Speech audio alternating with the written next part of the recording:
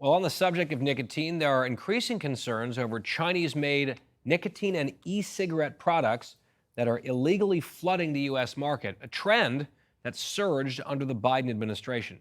According to FDA Commissioner Marty McCary, Dr. Marty McCary, 85% of e-cigarettes sold in the United States are unauthorized. Our next guest is chair of the Coalition of Smarter Regulation of Nicotine, former North Carolina Senator Richard Burr. Senator, great to see you. Thank you. It is astonishing the percentage of these kind of nicotine delivery devices and what they contain come out of China, and how the Biden administration did little or nothing to stop it. Well, Doug, it exploded during the Biden administration when Congress and the American people believed that FDA was there to assess the value of alternatives, and they approved no product, but they did nothing for enforcement of this illicit and illegal product that found its way to the shelves of the American people. And let me add that as the industry cleaned up some of the flavors, there were still things like gummy bears being offered by Chinese vape products, which certainly appeals to the youth market. But it's really going to take an effort on the part of FDA to begin to approve these new technologies. And I'm glad to hear Secretary Kennedy speak in favor of some of the progress that's being made. Senator, your group is called Regulate Smarter, right? That's in the title. What would that look like on this front? What would be the smart play here in terms of enforcement, et cetera? Well, the first thing is let's actually enforce the illicit and illegal product. Let's stop it at the border and make sure it doesn't find the retail shelves.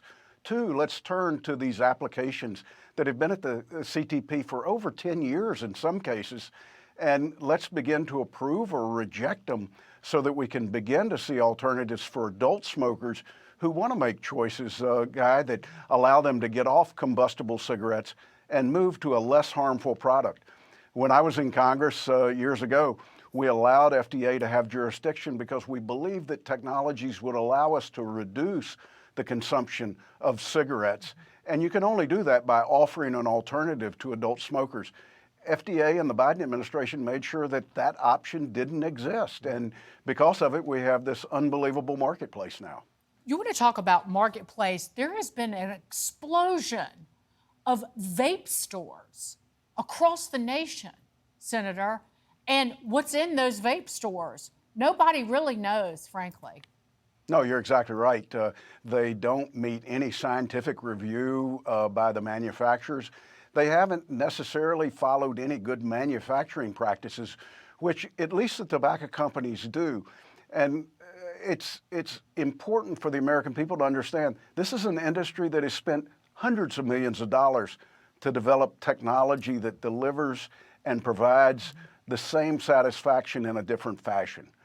And that goes unnoticed and unrecognized at the FDA. Thank goodness for the Trump administration and for the commitment by this FDA to process these.